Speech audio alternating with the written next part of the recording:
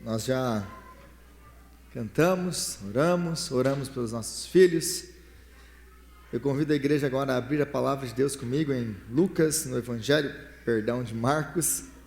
O Evangelho de Marcos, não sei porque eu estou com Lucas na cabeça, mas no Evangelho de Marcos, Lucas, a gente já teve o privilégio de cobrir Lucas todo, né? Então, Evangelho de Marcos, capítulo 8. Nós damos hoje continuidade à nossa série de mensagens no livro de Marcos. E é um privilégio a gente poder estar estudando esse evangelho tão maravilhoso que é o Evangelho de Marcos.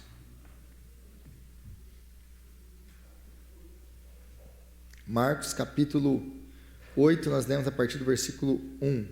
Marcos 8, 1.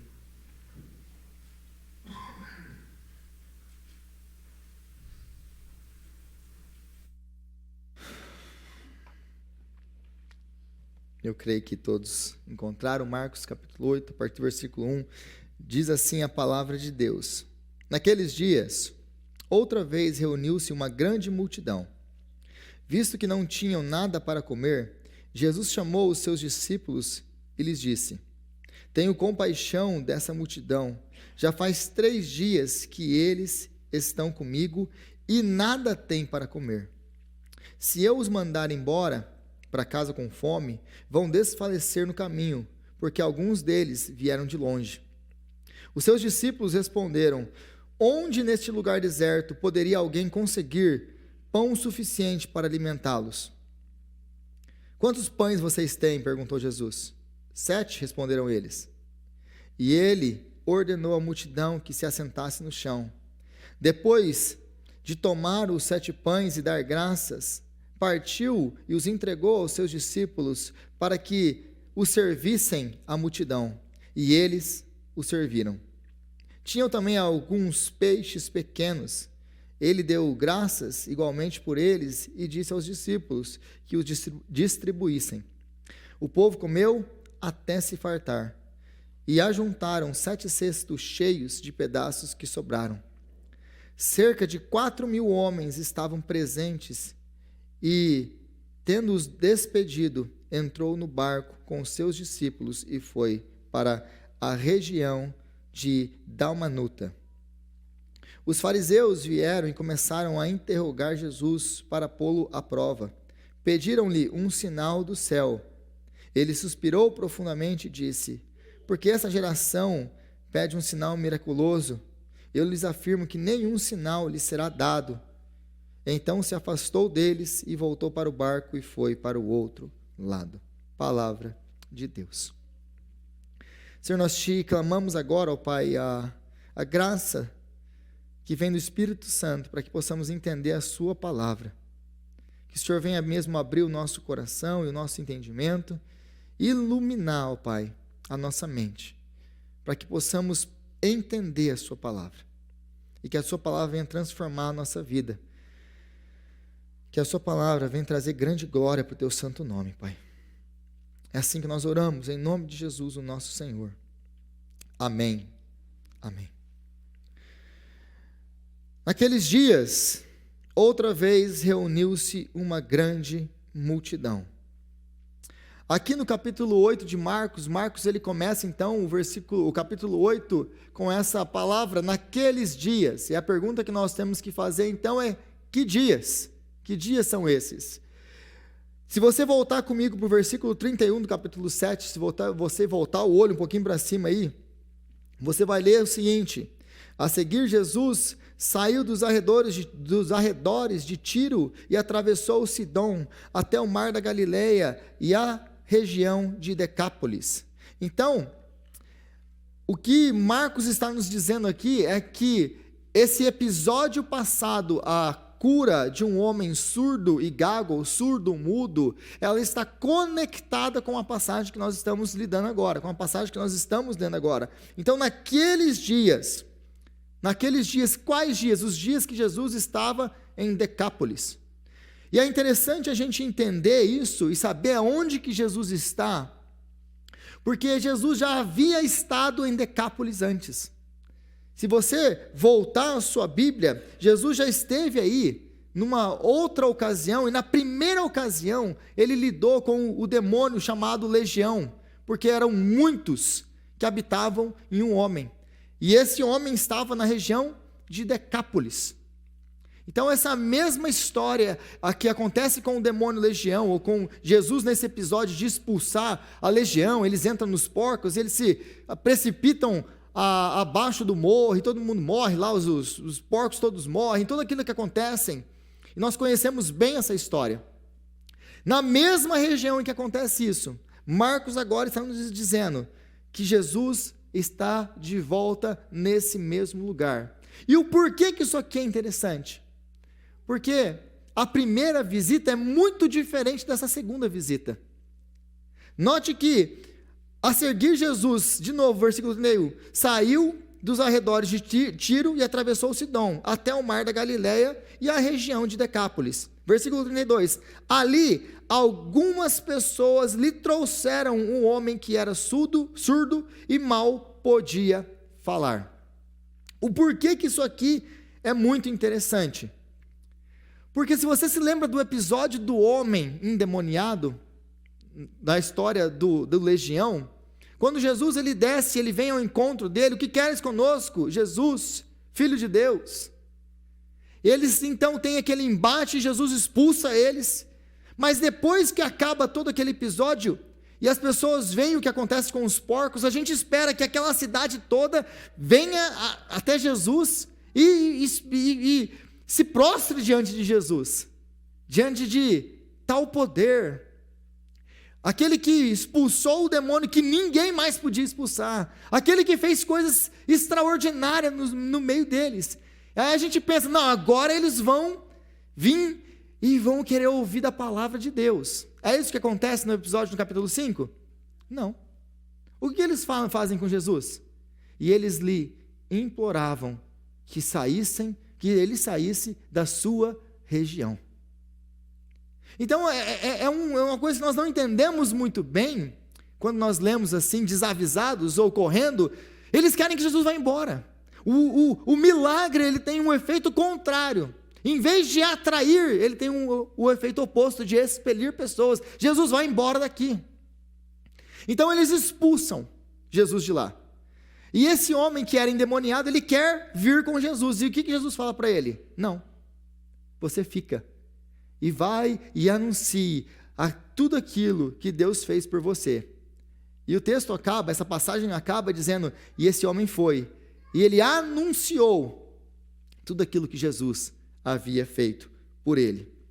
E por que isso aqui tudo é muito importante? Porque agora, na mesma região que antes Jesus era expulso, agora ele volta. Eles trazem para ele um surdo mudo, um surdo gago. Agora nós temos uma multidão que se reúne para ouvir Jesus. E como tudo isso aconteceu? O que mudou da primeira visita de Jesus, da primeira vez que ele esteve lá, que ele expulsou um homem, que ele foi expulso de lá, que ele expulsou um demônio, ou muitos demônios, e foi expulso? É interessante, ele expulsa o demônio, ele também é expulso. O que aconteceu? Que ele é expulso na primeira visita, e agora nessa segunda visita, eles se ajuntam diante de Jesus. Eles querem ouvir Jesus. Eles querem tanto ouvir Jesus, que eles estão dispostos a ficar sem comer para ouvir Jesus. O que aconteceu? O que aconteceu foi que a palavra de Deus foi pregada. O evangelho de Deus foi pregado.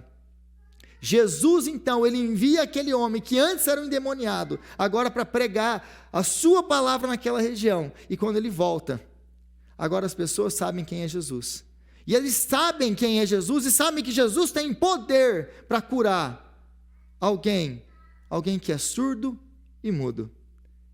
Eles sabem quem é Jesus e eles querem ouvir o que Jesus tem para falar para eles, que se junta a uma grande multidão. E aqui nós então aprendemos o poder e a necessidade da pregação do evangelho, porque só a pregação do evangelho é quem transforma vidas. Aquele povo que antes era hostil a Jesus, agora quer Jesus, anseia por Jesus, está faminto por Jesus. E eles têm uma fome aqui, que é uma fome espiritual. Por que é uma fome espiritual? Se você voltar para o versículo 1 aí, versículo 1, 2 e 3, nós vamos aprender algumas coisas aqui sobre Jesus e o encontro dele com essa multidão. Então, naqueles dias, outra vez se reuniu uma grande multidão. Visto que não tinham nada para comer, Jesus chamou os seus discípulos e disse: eu tenho compaixão deles. E essa palavra grega é uma palavra que é o mover interno, era uma palavra que era usada para os órgãos internos, os órgãos vitais que nós temos, ou seja, os órgãos mais importantes. E com o decorrer do tempo ficou conhecida como aquele amor que vem das entranhas. Para os gregos, lembre-se que o amor não estava no coração. Hoje, se nós desenhamos um coração, Valentine's Day, o coração é o símbolo do amor. Para o grego, talvez seria o estômago. Porque quando você tem aquele frio na barriga, eles acreditavam que os seus sentimentos estavam no estômago. Né? Então, quando a gente às vezes tem aqueles frios na barriga, aqueles negócios assim, então os sentimentos estão no estômago. Talvez para os gregos hoje, se nós estivéssemos naquele tempo, seria, em vez do coração, o estômago, né? Desenhado no cartão de Dia dos Namorados. Mas Jesus aqui, então, ele demonstra, e a palavra aqui é muito forte, para dizer que Jesus, ele tem compaixão que o move de dentro para fora, das suas entranhas, por aquele povo. É um amor que é se colocar no lugar de alguém. Então Jesus, ele não é indiferente. Eles não têm o que comer, problema deles, manda embora. Jesus não é indiferente à nossa dor. Jesus não é indiferente à nossa circunstância. Jesus não é indiferente ao que nós passamos. Jesus, ele nos ama, ele tem compaixão de nós. Tanta compaixão, que ele se envolveu conosco ao tal ponto de entregar a sua própria vida, por causa da nossa vida, para nos salvar, para nos dar salvação. Mas aí o texto vai nos dizer então que eles não tinham o que comer, mas o texto continua, no versículo 2, já fazem 3 dias que eles estão comigo e nada têm para comer, e se eu os mandar embora com fome, vão desfalecer no caminho, porque alguns deles vieram de longe. Então esse texto vai nos mostrar basicamente 3 coisas: que eles não tinham nada para comer, que eles ficaram 3 dias sem comer e que eles vieram de longe. E o que isso tudo aqui me ensina? O que isso tudo aqui te ensina? O fato deles virem de longe, desprovidos de alimento e estarem dispostos a ficar 3 dias sem comer, é uma demonstração da fome por algo muito maior do que a fome física. É a demonstração da fome de algo muito maior do que pão. Essas pessoas, essa multidão, ela estava longe de casa, sem alimento, 3 dias sem comer. E por que eles se submetem a isso? Porque eles entendem que eles precisam de algo muito maior do que pão. De algo que para eles é muito mais necessário do que pão. E por que é necessário? Porque eu preciso disso, porque isso é o que vai me alimentar de verdade. Por mais importante que o pão seja, eu preciso do alimento espiritual que só Jesus pode dar. Então tudo isso aqui vai mostrar e vai demonstrar a prioridade e a preocupação deles não estão em coisas físicas, passageiras. Eles entenderam qual é o centro, eles entenderam qual é a necessidade, é estar aos pés de Jesus. Por mais importante que pão seja, Jesus é muito mais importante. Agora, o versículo 4, ele fala aí para nós da resposta dos discípulos, o que para nós, a essa altura do campeonato, já não é nenhuma surpresa mais, né? A resposta incrédula, a resposta com a falta de entendimento de quem é Jesus e tudo isso. Porque como que os discípulos respondem a isso aqui? Os seus discípulos responderam: onde nesse lugar deserto poderia alguém conseguir pão suficiente para alimentá-los? Onde nesse lugar deserto alguém poderia conseguir pão suficiente para alimentá-los? Agora, é interessante que essa palavrinha alimentá-los aí, na verdade, ela é usada em grego 2 vezes nesse texto, no capítulo 4 e no versículo 4 e no versículo 8. Mas a melhor tradução para isso aqui seria: onde nesse lugar deserto poderia alguém conseguir pão suficiente para satisfazê-lo? A melhor tradução para essa palavra que Marcos está usando é satisfação, ou satisfazer. E ele vai usar 2 vezes aqui, porque ele tem uma intenção em mostrar algo para você e para mim. Mas essa resposta aqui, ela vai apontar de novo para nós, vai nos mostrar uma coisa do que nós somos feitos, né? De incredulidade. Porque se você lembra da resposta da primeira multiplicação dos pães, e se você voltar a sua página aí, umas 2 páginas, você vai encontrar a primeira multiplicação dos pães. E alguns teólogos, eles vão olhar para essa segunda multiplicação dos pães, e eles são descrentes com relação a essa segunda multiplicação, dizendo que essa segunda multiplicação nada mais é do que um copy-paste, ou copiar e colar, de Marcos, no seu evangelho. Porque nós vemos os mesmos elementos no capítulo 6 e aqui. Parece que é a mesma história, só com algumas diferençazinhas. E é o que eles vão argumentar. Mas eles vão argumentar isso por causa da resposta dos discípulos. Eles não vão acreditar que isso aqui é uma história diferente por causa da proximidade desses 2 eventos. Então Jesus acabou de multiplicar pães. E na primeira multiplicação de pães, ele alimentou 5.000 homens. Você se lembra disso? 5.000 homens. Apenas homens. Mas quando nós juntamos mulheres e crianças, nós temos aí um número aproximado de 20.000 pessoas. Na primeira multiplicação de pães. Temos 12 cestos de pães, e os 12 cestos no final ficam cheios de sobras de pães. Então nós temos vários elementos similares. E a resposta deles é muito similar, a resposta dos discípulos é muito similar, nas 2 instâncias aqui, nas 2 narrativas. Então o que leva alguns teólogos a falar assim: mas eles não, como que eles esqueceram do que Jesus acabou de fazer? Eles não podem ter esquecido do que Jesus fez, só se eles tiveram amnésia.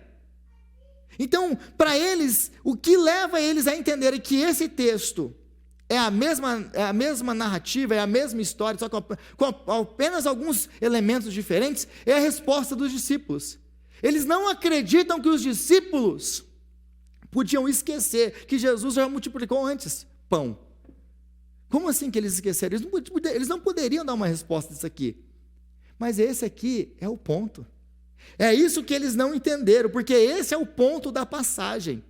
É isso que Marcos quer deixar muito claro com relação aos discípulos de Jesus. Nós somos iguaizinhos a esses discípulos. Deus faz milagres na nossa vida. Jesus nos traz livramentos. Jesus faz grandes coisas na nossa vida. E depois de sermos livres dessas grandes coisas, não pouco tempo depois, Deus nos coloca na mesma situação, para ver como nós vamos responder à mesma situação. Vou dar um exemplo. Você acabou de sair de uma situação onde não existia saída, você não tinha dinheiro para pagar sei lá o quê, e aí de repente cai na sua conta aquele dinheiro. E aí você, uau, caiu o dinheiro aqui, você vai lá e corre e paga a conta. Dá uma semana depois, você entra na mesma circunstância, na mesma situação. E aí você não tem o dinheiro para pagar aquela conta. E aí você começa a se desesperar. Aí você não passa na sua cabeça que há uma semana atrás um milagre aconteceu, o dinheiro apareceu, você pagou a conta. Você basicamente, automaticamente se esquece do que aconteceu na semana passada. Porque nós somos assim.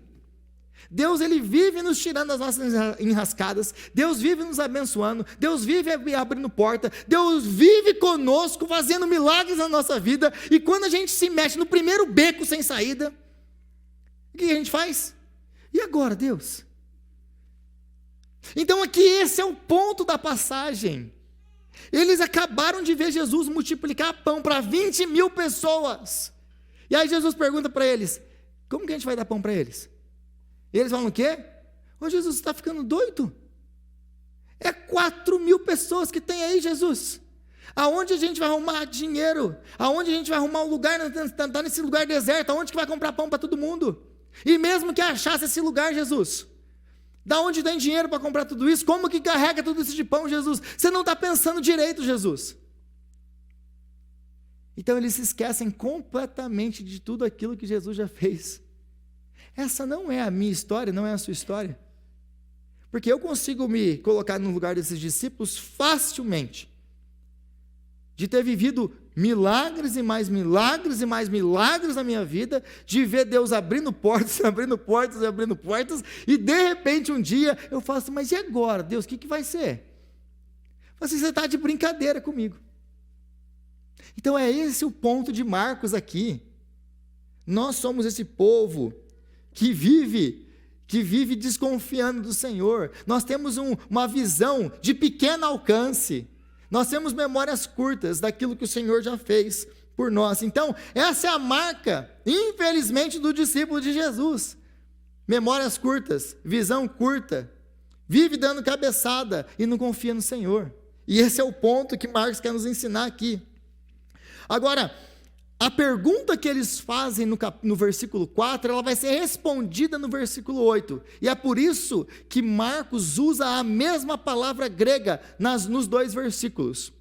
De novo, onde nesse lugar deserto poderia alguém conseguir pão suficiente para satisfazê-los? Para satisfazer toda essa multidão. Aonde nós conseguiríamos? Aí se você for para o versículo 8... Depois que Jesus deu graças, depois que todo mundo sentou, depois que foram servidos, o povo comeu até se fartar, e juntaram 7 cestos cheios de pedaços que sobraram. Então a pergunta levantada pelos discípulos aqui, como eles vão ser fartos? Como eles podem ser saciados? A pergunta do versículo 4, ela é respondida no versículo 8. O povo comeu até se fartar, ou até se satisfazer, e juntaram 7 cestos cheios. Eles não comeram até se satisfazer apenas, eles comeram até se satisfazer, e ainda sobrou. E o que isso tudo me ensina e te ensina? Só Jesus pode satisfazer o homem completamente. E não importa onde ele esteja, Jesus pode nos satisfazer. Lembre que eles estão no deserto. Lembre que eles estão no lugar onde não tem como comprar comida. Lembre que eles não têm aonde arrumar comida do nada. Lembre que eles não têm o dinheiro necessário. Lembre que a logística não é possível.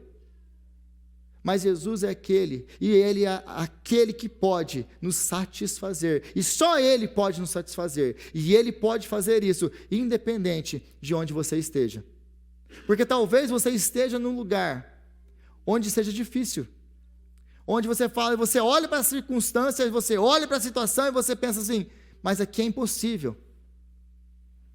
Aí a gente lembra de uma passagem paralela a essa, ou uma passagem similar a essa, no Antigo Testamento. Se você tem lido a Bíblia, você conhece várias histórias, aliás, dessa. Quando Moisés chega para Deus, e Deus fala que vai dar carne para o povo israelita, que estava reclamando, um povo rebelde, obstinado, colocando o Senhor à prova, e tudo aquilo lá. E Deus fala o que para Moisés? Vou dar carne para eles, não é nem para 1, nem para 2, nem para 3, eu vou dar carne para eles para 30 dias, não vai comer carne o mês inteiro, até sair carne pelo nariz deles. Já ouviu isso do seu pai, da sua mãe? Não é muito negócio de pai e mãe falar isso? Acho que vem programado na gente, né? Vai comer até sair pelo nariz, não é? Quando eu leio essas coisas na Bíblia, eu não consigo parar de pensar nessa imagem. Deus, né, com a mão na cintura, e falando, vai comer até sair pelo nariz. Essa é a visão que eu tenho, pelo menos na minha cabeça, dessa passagem. E aí Moisés chega para Deus e fala assim, ô Deus, não sei se você percebeu, a gente está no deserto. Da onde que vai arrumar carne para esse povo comer 30 dias, Deus? Aí Deus olha para Moisés, e Moisés fala, de brincadeira? Acaso tem alguma coisa difícil demais para mim? É a mesma coisa que nós fazemos com o Senhor. A gente olha para os nossos probleminhas E a gente olha para Deus e Deus fala assim, não, está resolvido, está tranquilo. Aí você, mas Deus, você não está vendo isso, você não está vendo aquilo. A gente começa a colocar então as nossas circunstâncias para Deus. A gente começa então a mostrar quão difícil é para aquilo ali ser resolvido. Aí Deus olha bem para a nossa cara, igual ele olhou para Moisés e fala assim, você está de brincadeira comigo. Por acaso o meu braço está encurtado? Por acaso o meu poder foi ilimitado? Por acaso existe alguma coisa difícil demais para mim?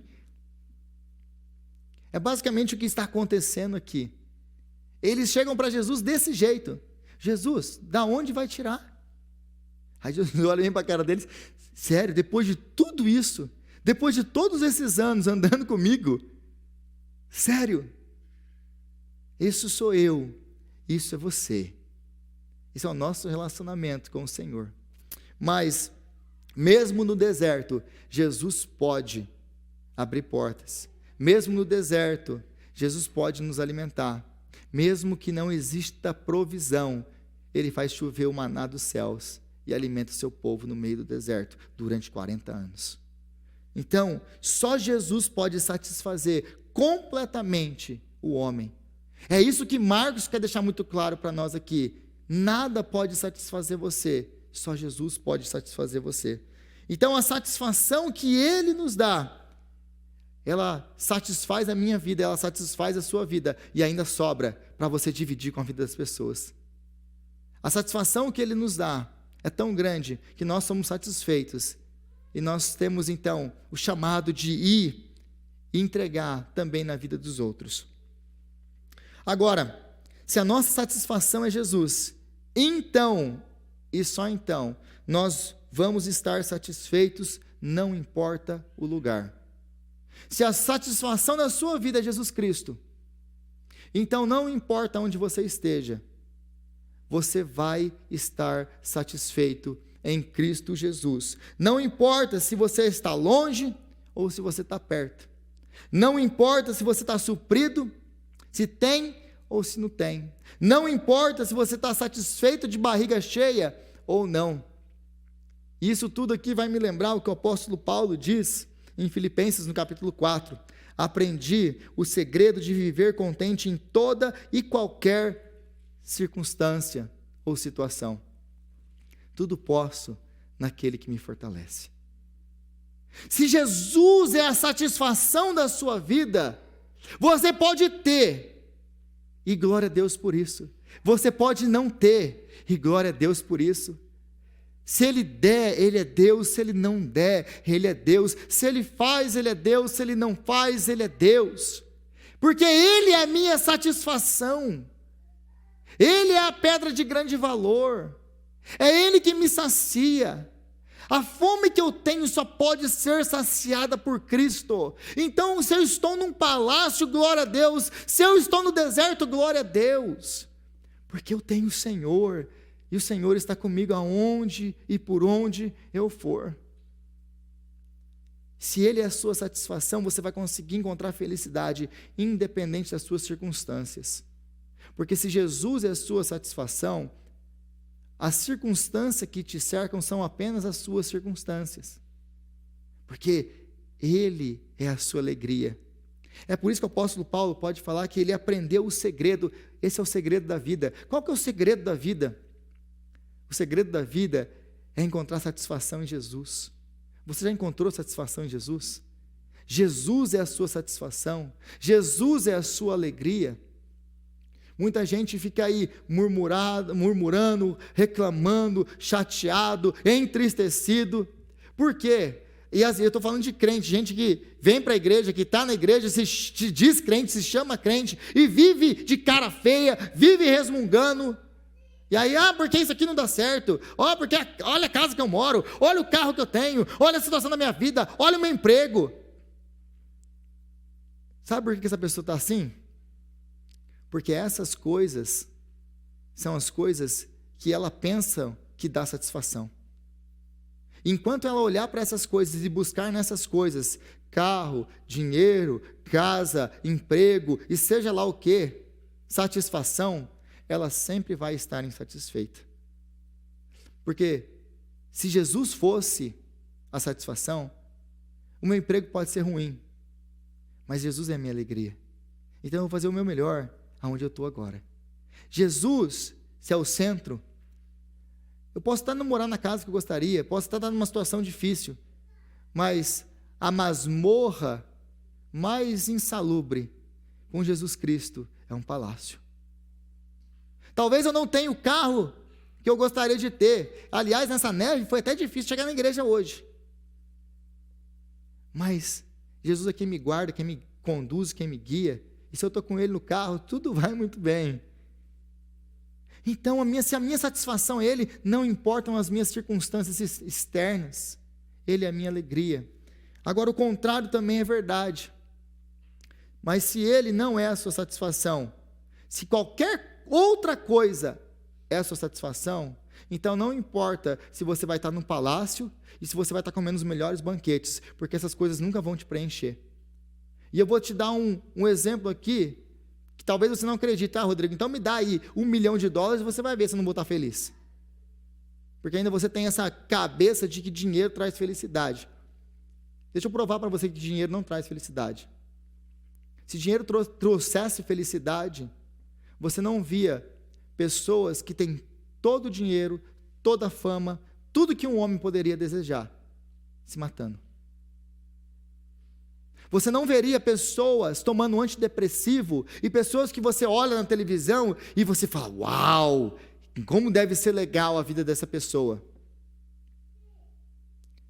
Porque você pode ter tudo, você pode ter todo o dinheiro, você pode morar no palácio, você pode comer os melhores banquetes, você pode não ter falta de nada. Se você não tem Jesus Cristo, você não tem nada.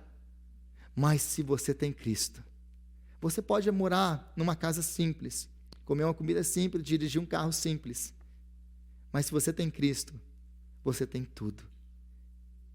Então, se Jesus é a sua satisfação, você vai ser feliz em qualquer lugar.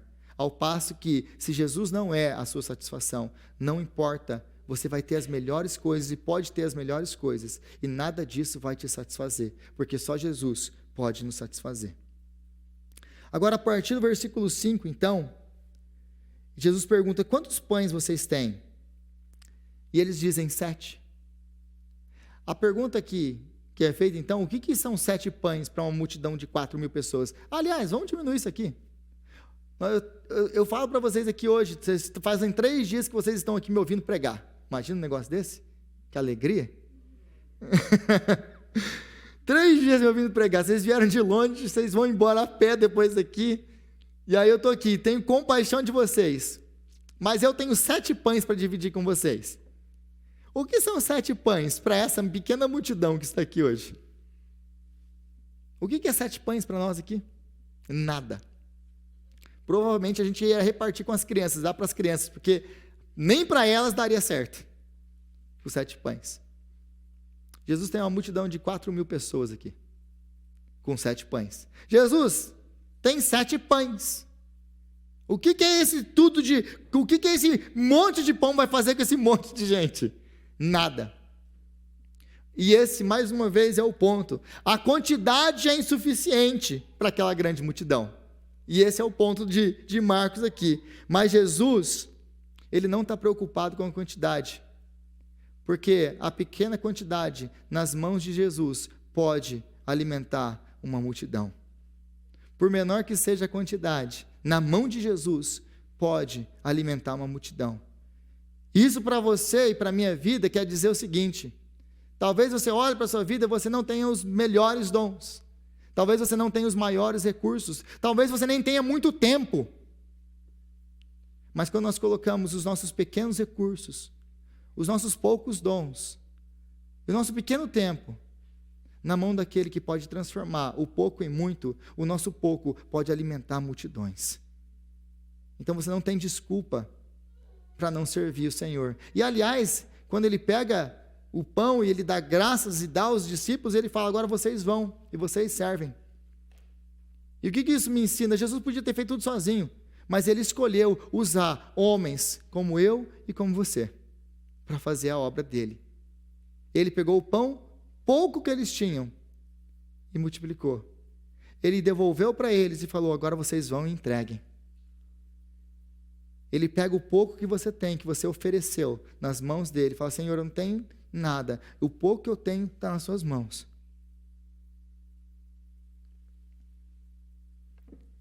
Eu não sou ninguém,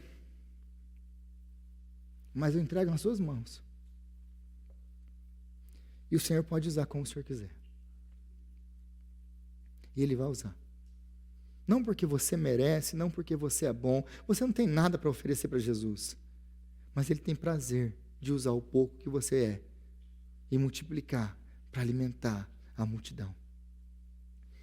Então deixa Deus transformar o seu pouco em muito, para a glória do nome dEle.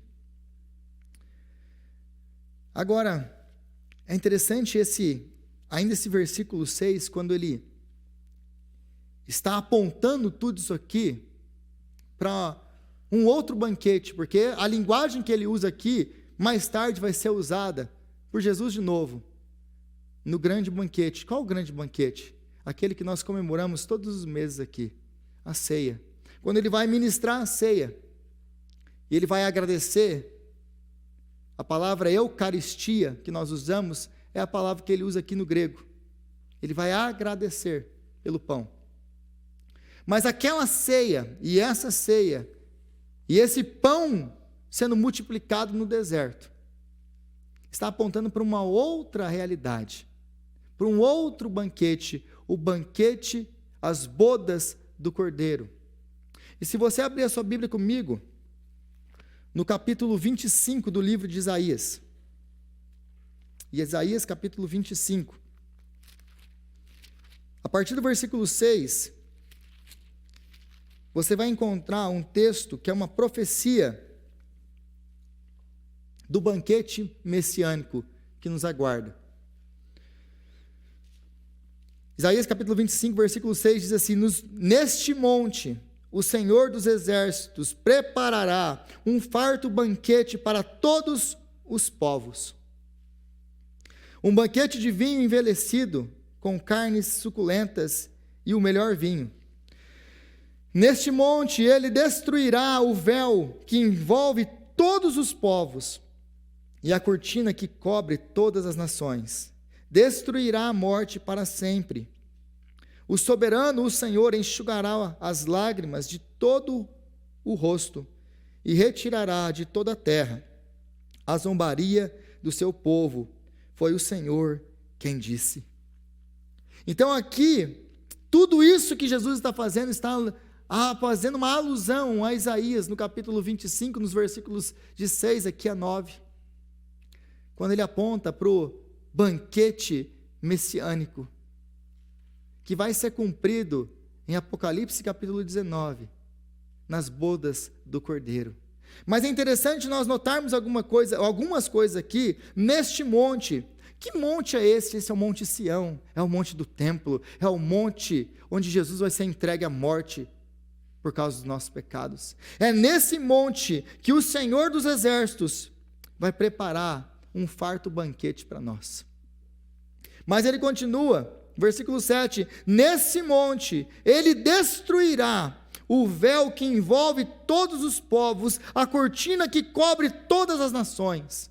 Ele vai rasgar o véu que nos separava da presença dele, de alto a baixo, para que nós então pudéssemos ter acesso à presença dele, como Jesus fez na sua morte. O véu foi rasgado de alto a baixo. Ele destruirá a morte para sempre. Onde está a morte? O seu aguilhão. Onde está a morte? O seu poder de ferir. A morte foi vencida pela vida, porque ao terceiro dia ele ressuscita. E a sua ressurreição é a garantia de que nós ressuscitaremos com ele, e com ele nós estaremos para sempre. Então, o mesmo banquete que Jesus ofereceu para Israel, no capítulo 6. Porque lembre-se que a diferença desses dois textos, uma das diferenças é essa. No capítulo 6, a partir do versículo 30 até o versículo 44, Jesus está fazendo a primeira multiplicação de pães. Mas essa primeira multiplicação de pães, Jesus está lidando com Israel. Ele está oferecendo para Israel, um convite para Israel: venham e participem do banquete, do grande banquete que eu estou oferecendo. Mas agora no capítulo 8, na segunda multiplicação, não são mais israelitas. Agora, Jesus, ele vai à região, qual a região? De Decápolis, a região dos gentios. Aliás, toda essa incursão, toda essa viagem de Jesus é uma viagem missionária, porque ele está andando por territórios gentílicos. O que isso diz para você e para mim? Que Jesus sempre teve um plano para a minha vida e para a sua vida. O evangelho sempre foi para judeus e para gentios como nós. Jesus, ele não veio apenas para judeus, ele veio também para os gentios. A mesma oferta de banquete, o mesmo convite do banquete que foi oferecido aos judeus, foi oferecido aqui aos gentios também. Então Jesus é o pão vivo, ele é o noivo, ele é o Messias. É por isso que só ele pode nos satisfazer, porque ele é o pão vivo que desce dos céus. Ele é o verdadeiro noivo, ele é aquele que estabelece, aquele que veio trazer as bodas do Cordeiro, ele é aquele que vem nos dar o banquete messiânico. Então Jesus é o verdadeiro pão dos céus que nos alimenta no meio do deserto. E lembre que essa figura do deserto, de novo, se você está lendo a Bíblia, você agora está em Números. O que o livro de Números nos ensina? Números é o livro do deserto, ou no deserto. Ele está entre a salvação que Deus deu ao seu povo, a retirada do seu povo do Egito, o vencer de Deus, do faraó, dos deuses do Egito, de tudo aquilo que ele fez para tirar o povo de lá. Agora eles estão no deserto, eles são peregrinos.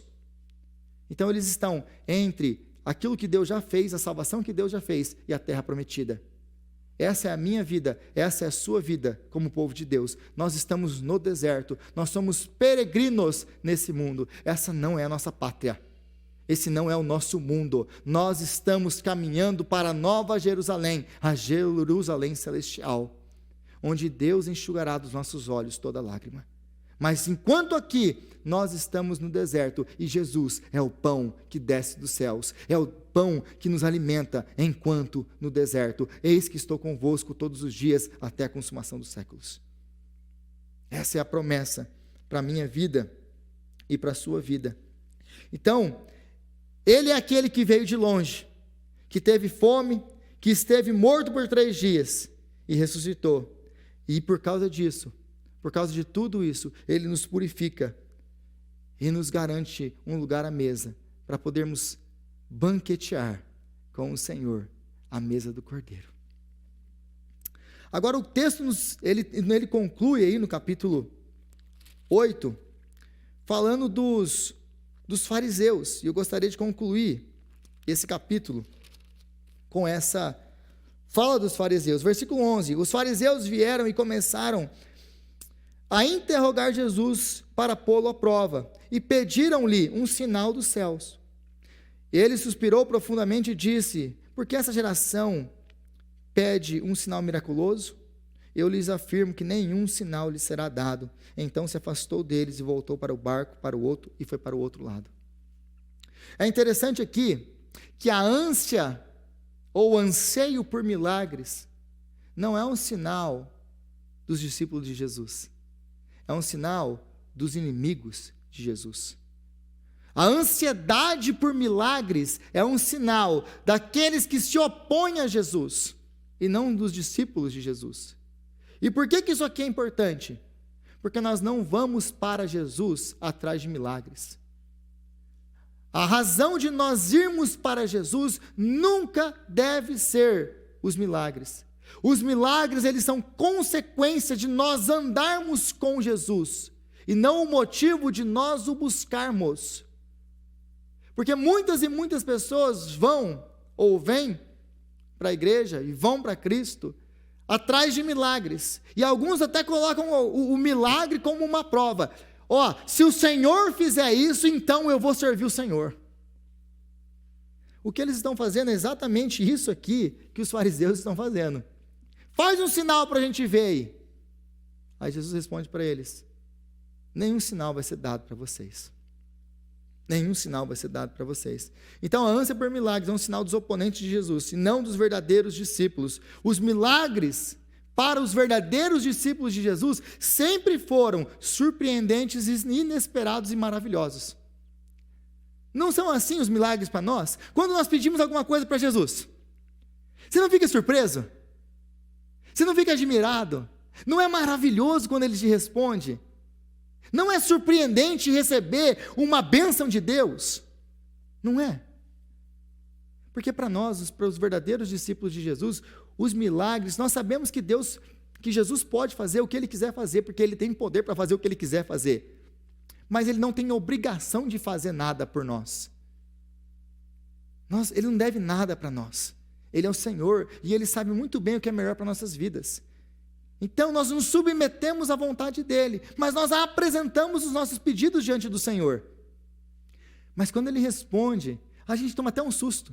Abre uma porta de emprego, né, Enio? A gente até assusta. Deus dá um presente para nós e nós nos assustamos, nós nos surpreendemos, nós nos maravilhamos, porque essa é a reação do verdadeiro discípulo. Ele se surpreende alegremente com as respostas do Senhor. Ele não espera, ele não coloca Deus à prova. Se Deus me der é porque Ele me ama. Se Ele não me der é porque Ele não me ama. A maior prova de amor de Deus na sua vida é a cruz de Cristo. Ele já te deu tudo. Agora essas outras coisas, Ele sabe que é melhor para você. E talvez não seja para você ter isso que você está pedindo. É por isso que você não ganha. Ou talvez não seja a hora de ter ainda. Ou talvez é agora e Ele vai te dar. Mas seja lá como for, nós nos alegramos e nos maravilhamos diante desse Deus gracioso, poderoso para conosco. Amém? Senhor, nós te louvamos pela sua palavra, te agradecemos, ó Pai, porque nós sabemos que o Senhor é um Deus bom, compassivo e misericordioso, que nos atende de maneira maravilhosa, inesperada, muitas vezes inexplicável. Obrigado por todas as portas que o Senhor sempre abriu, pelo cuidado do Senhor para conosco. E tem misericórdia de nós, ó Pai, por todas as vezes que nós agimos como esses discípulos do Senhor, como nós somos. Nós esquecemos rapidamente. A nossa visão, ela é curta. A nossa memória, ela é curta. Nós esquecemos muito rápido das grandes maravilhas que o Senhor já fez por nós.